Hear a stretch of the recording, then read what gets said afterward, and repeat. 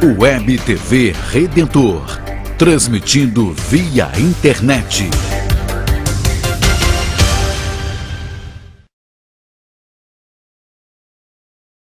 Que Dom Dimas vai poder ficar aqui o tempo todo, então já vai voltar para os trabalhos de Campo Grande.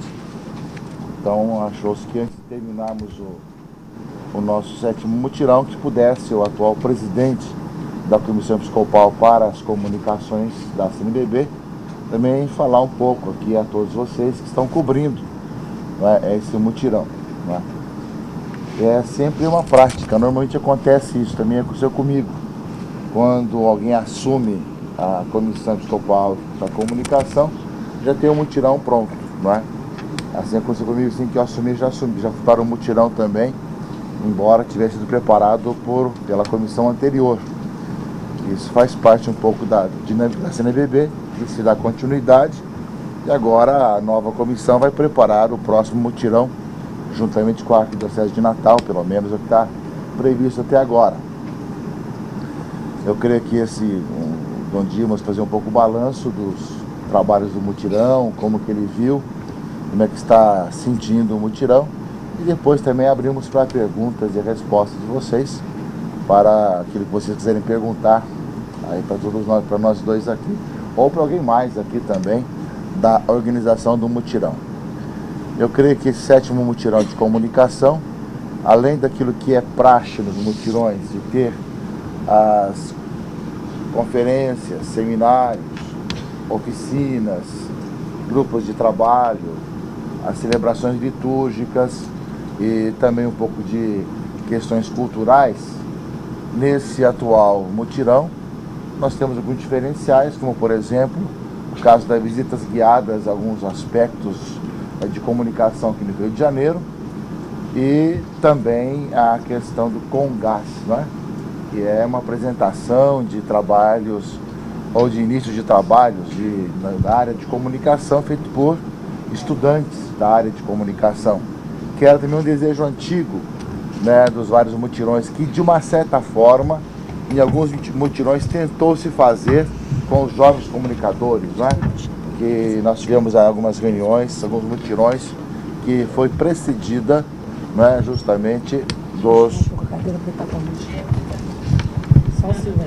Só um minutinho para a gente ajeitar. Mais um pouquinho só. Por que estava com a luz? A luz estava atrapalhando. Pois a imagem fica feia, né? Um pouquinho mais do que já se é na prática, né? Não é? Então, é nesse aspecto que eu creio que o mutirão tem esse diferencial, e como já acontecia alguns mutirões que tinha antigamente algum trabalho com os jovens comunicadores, dessa vez também teve um upgrade também, que foi uma semana onde tivemos um seminário de comunicação para os bispos também, pela primeira vez, né? Também foi uma ideia que surgiu do ponto de vista do conselho, que a CNBB acolheu e que aconteceu, né? Então eu creio que mais ou menos aquilo que a gente pode dizer das especificidades, né, aqui do mutirão, além de, é claro, estarmos na PUC, com tudo aquilo que a PUC tem de área verde, de comunicação, de acolhimento, tudo mais, e que ajuda também a sair bem o mutirão aqui, e toda a equipe acadêmica, a equipe que está acolhendo também esse 7º mutirão, tá? Nós passamos a Dom Dimas para a fala e depois passamos para as perguntas. Eu estava lembrando durante esse mutirão daquela expressão de São Paulo, né? No reino de Deus, assim, um é o que semeia, o outro é o que colhe, mas é Deus quem dá o crescimento, né?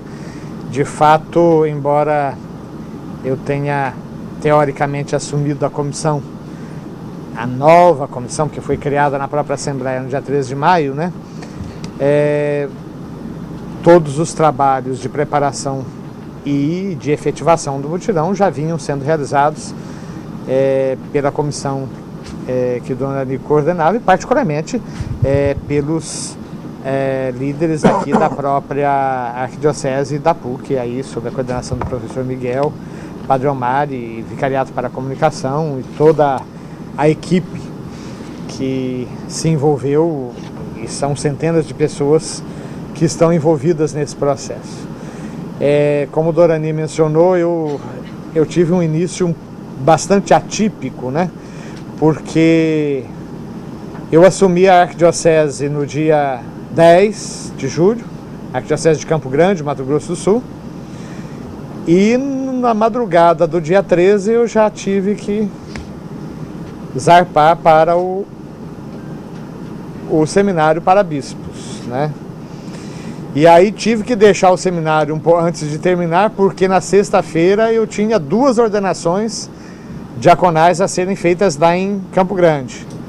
Então fui lá, fiz as 2 ordenações, no sábado, no domingo já estava aqui de volta para a abertura do Multicom. E agora tenho que voltar também. Infelizmente essas coincidências acontecem ou podem acontecer no início de um trabalho. Aliás, nós 2 deveríamos estar esta semana que passou em Bogotá, porque nós 2 estamos no CELAM,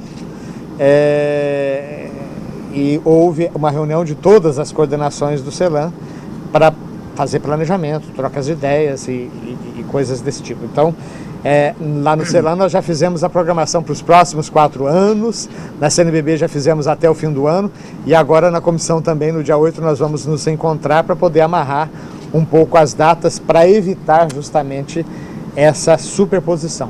Isso aqui só para poder explicar, gente, que o fato de eu me ausentar não significa que a gente não está valorizando, né, o Multicom. Pelo contrário, né, a gente fica assim dividido diante dos trabalhos que a igreja confia, e particularmente tanto a comissão quanto o CELAM foram confiados pelos próprios irmãos bispos, né, que nos chamaram para esse serviço.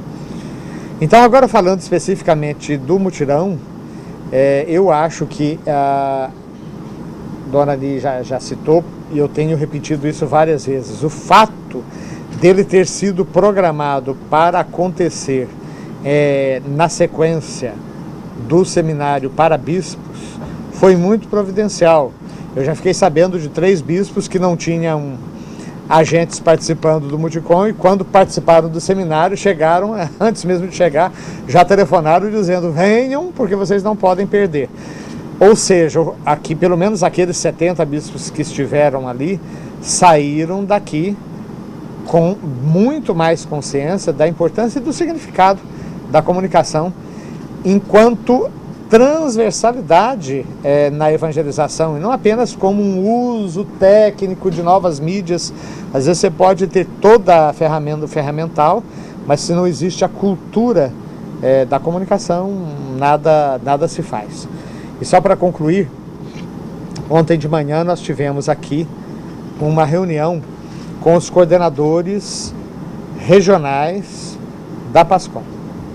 E naquela ocasião já estamos planejando o encontro nacional da PASCOM, que vai acontecer o ano que vem, mas eu repeti algo que eu já tinha dito lá no painel anteontem. Ou seja, nós temos cada vez mais à nossa disposição os meios. Precisamos agora criar a cultura de trabalhar em rede. Aquilo que o Erlanger falava no painel é muito sério. Às vezes nós não repercutimos nem mesmo as decisões nacionais da igreja no Brasil. Ainda estamos muito fechados no nosso próprio ambiente, no nosso próprio mundo diocesano, paroquial às vezes. Então queremos, eu acredito que a partir de agora, dar uma ênfase bastante grande a essa corresponsabilidade, a esse trabalho em rede. Vamos multiplicar os encontros. Quero fazer um encontro com os portais. Já existe um pedido das editoras católicas que querem se reunir. As TVs e rádios já vêm se reunindo. Mas, sobretudo, assim que nós conseguirmos lançar, e eu espero que isso já esteja pronto até setembro, uma grande rede que está sendo dirigida pelo Pontifício Conselho para as Comunicações Sociais, que se chamará episcopo.com.net, com a possibilidade de correio, de upload, de trabalho em nuvens e etc., né? Eu acho que nós vamos, a previsão de fazer videoconferências com até 25 pessoas. E, naturalmente, fazendo a conexão sem a visualização das caras, né? Até 400, 500 pessoas. Quer dizer, é uma possibilidade, um ferramental muito grande para nós realmente começarmos a nos conectar, não apenas nas mensagens e curtas, mas fazermos efetivamente reuniões que formem comunidades, não apenas virtuais, mas reais, né? Então, é um pouco isso. Eu acho que está valendo a pena tudo que está sendo feito aqui. Todos nós saímos um pouco mais enriquecidos, né, da partilha e daquilo que nós também aprendemos. Então, fica aí aberto para as perguntas. Vamos tentar organizar? Acho que 2 soluções já foram enfrentadas e uma delas é já antiga e outra é nova. Uma solução é mudar de local o mutirão cada 2 anos. Então tem aqueles que podem se deslocar para longe e que vão aos mutirões onde quer que aconteça. E aqueles que residem próximo ao mutirão, que então podem participar, porque é só se deslocar ali com um ônibus comum, ida e volta. Então isso já é pensado, justamente essa mobilidade do mutirão. Uma outra questão que também já é pensado é que existem os mutirões diocesanos, que preparam ou ecoam o mutirão nacional. Então os que foram participar de longe têm a missão de fazer ecoar o mutirão na sua região, no seu regional, ou na sua diocese, ou no seu vicariato, ou forania, onde quer que esteja. Então já existe essa linha de poder fazer assim, através do pessoal da pastoral da comunicação. De tal maneira que sabemos que nem todos podem em todo lugar, isso é impossível, não tem como. Mas alguns de todas as dioceses ou regiões do Brasil acabam indo. Então tivemos um mutirão já em Porto Alegre, Belém do Pará, Salvador, Belo Horizonte, São Paulo, Espírito Santo. Então nós tivemos já pelo Brasil, a próxima em Natal, para facilitar justamente isso. Então isso já existe como pensamento, mutirão diocesano, mutirão regional, os mutirões que se deslocam é para facilitar nesse sentido. Além, é claro, das dioceses que ajudam a fazer acontecer. E o diferencial desse mutirão é que qualquer um pode participar de casa, porque a PUC Rio está com os canais de Web TV e a Web TV Redentor da Arquidiocese estão transmitindo todas as palestras. Então, mesmo sem poder, sem querer vir, podem muito bem participar de casa, sem pagar nada, sem precisar pegar ônibus, nem trem, nem avião. São soluções já encontradas. Um dos trabalhos do Congás está acontecendo, não sei se já foi exposto ontem, se vai ser hoje, a Lília que está aqui, é sobre justamente isso daí. Como as dioceses investiram em profissionais nos últimos tempos. Né? É uma pesquisa feita que houve um trabalho já muito grande com relação a isso. Né? Houve uma maior difusão. Né? Claro que ainda há porque claro, cada diocese é independente, cada diocese tem o próprio planejamento, não existe algo que obrigue alguém a fazer isso, mas a motivação que já foi acontecendo com os mutirões, com a questão de comunicação, já serviu para alguém fazer um trabalho científico demonstrando como esses espaços foram dados. Eu não assisti à palestra aí, a exposição, vai acontecer ainda, né? Mas é um dos trabalhos que está aí justamente pesquisando já isso. Se serviu para pesquisar, é um bom sinal.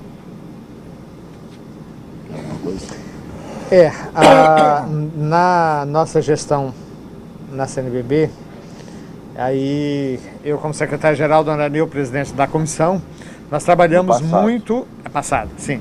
Nós trabalhamos muito em conjunto. E houve um esforço bastante grande, que ainda continua, ainda não está terminado, de renovação da base tecnológica da própria conferência. Então, troca de todos os computadores, um data center qualificado, inclusive com um banco de dados bastante significativo a ser... Assessoria de imprensa com profissionais. Exato, assessoria de imprensa com jornalista, então, portanto, com profissional mesmo, né? E a contratação de técnicos, analistas de sistema, para programadores, né? Para trabalharem no setor da informática. Isso eu falo em nível de CNBB, e eu vejo que alguns regionais também estão fazendo. Essa ideia do trabalho, por exemplo, de ter salas de videoconferência em todos os regionais, é um projeto que a gente acalenta, que não é muito barato, sobretudo quando você quer link dedicado. Mas já existem pontos em todas as conferências da América Latina, no CELAM e na própria Santa Sé.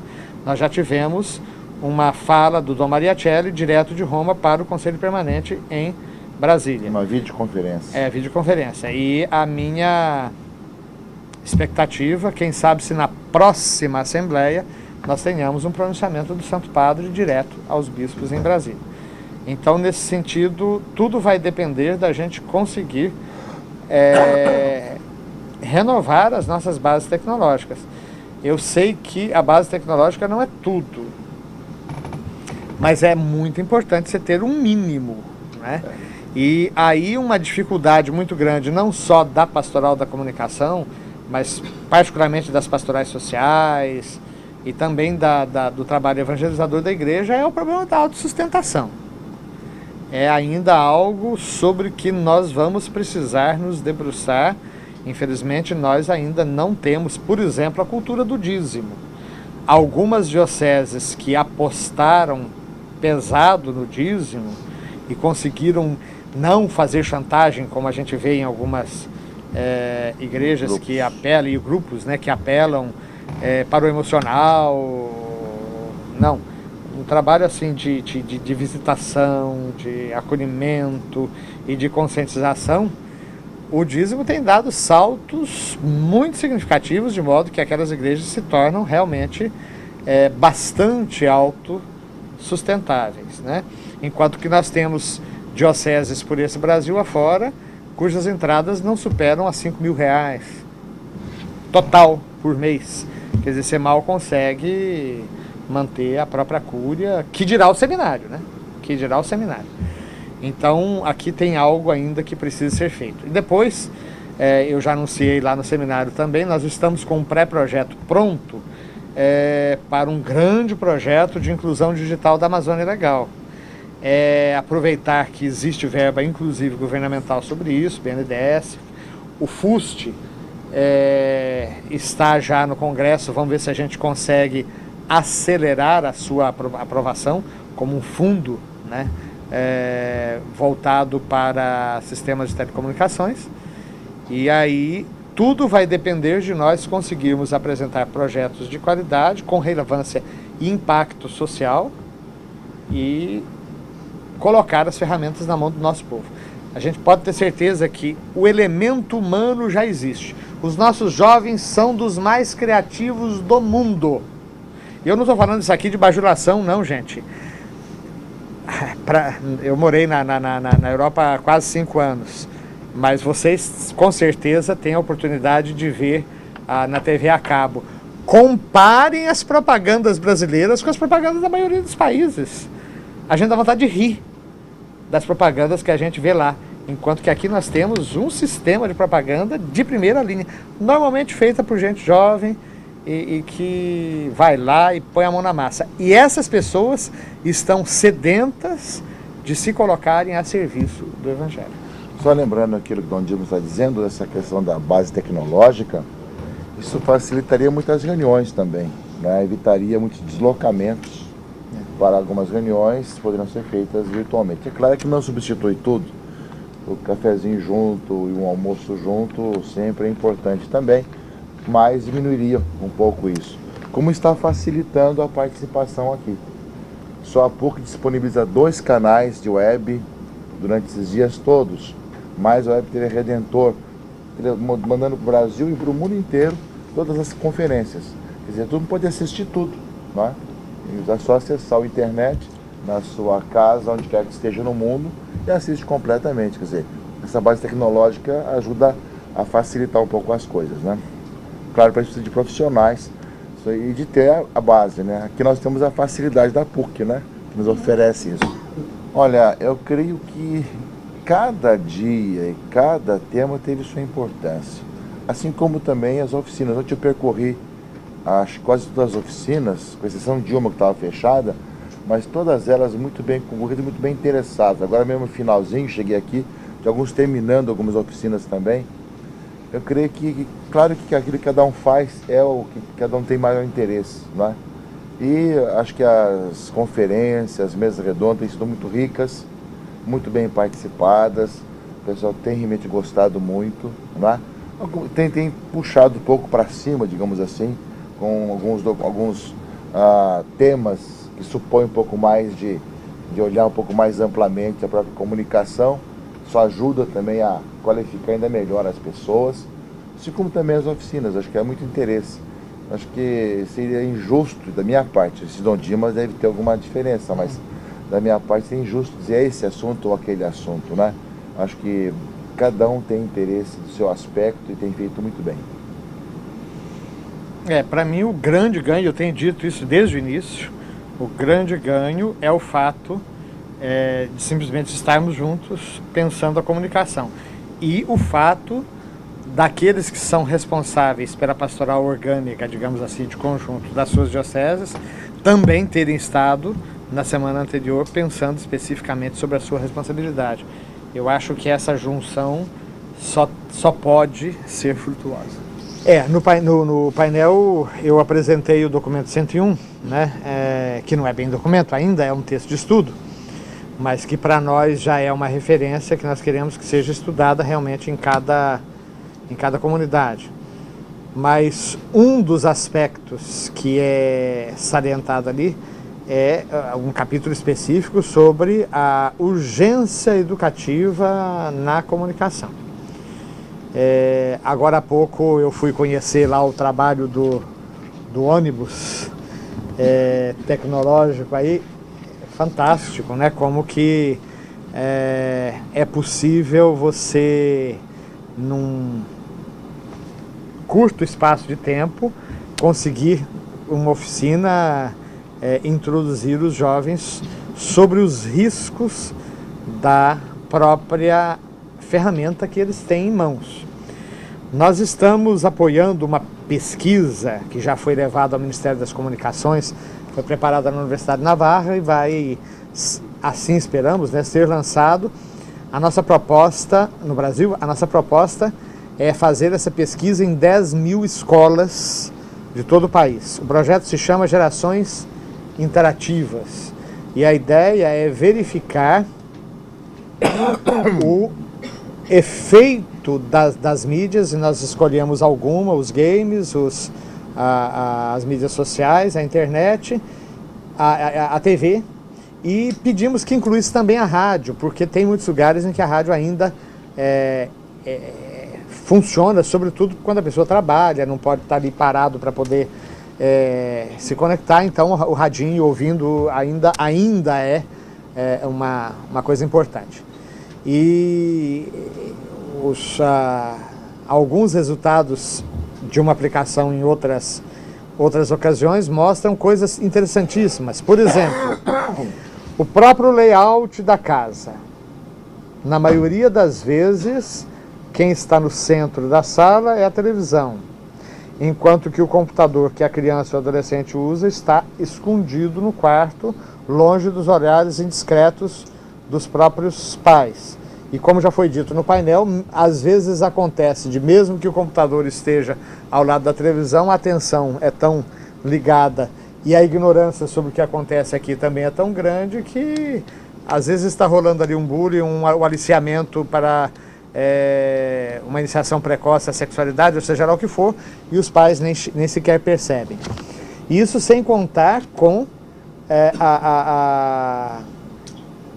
a própria exposição que muitas vezes o jovem se submete. Por exemplo, um spotzinho muito interessante da menina que ela posou diante da webcâmera para o seu namorado virtual, e ele pegou aquele material e jogou, né? E no dia seguinte, ela andando no shopping, oi Helena, tudo bom? Oi, Francisco. E ela, a gente se encontra depois, e nem sabia por quê. Então, uma pesquisa muito interessante. As pessoas gastam muito mais em antivírus para proteger o computador do que em sistemas de monitoramento para proteger os menores daquilo que eles veem. Então, essa é apenas uma pesquisa, mas que depois pretende ser devolvida às escolas, aos professores e aos pais. Mas, além disso, é muito importante o tema da educomunicação, em que catequistas e outros agentes vão aprendendo o significado da comunicação como tema transversal. E lembrando que a própria existência dos novos meios se torna ela mensagem. Ela não apenas transmite conteúdos neutros, mas ela forma uma maneira de pensar que... eu só cito um exemplo e com isso eu termino, mas vocês vão entender perfeitamente. Eu fico impressionado como é que o Dom Eusébio, por exemplo, é capaz de escrever uma carta de 10 páginas à mão, porque ele não usa computador, ali, com começo, meio e fim, e sem precisar de ficar fazendo correções. Eu não consigo isso, porque eu estou viciado no cola-copia, que a gente vai escrevendo ideias e depois a gente relê e depois é que sai o texto final. Mas se fossem ler o texto original com aquele monte de parágrafos emaranhados, iam dar risada. Ou seja, a própria lógica de pensamento é diferente. Agora, eu não sou um nativo digital, imagine os nossos nativos digitais. Eles têm uma outra estrutura mental, uma outra cultura, uma outra visão de mundo, que é preciso entender, e inclusive até para ajudá-los a se formar, não no isolamento. Jovens conectados 24 horas por dia, acorda 2 horas da manhã, vai... Isso faz mal para a saúde, isso faz mal para a cabeça, faz mal para tudo, né? Então, o investimento na comunicação passa por isso.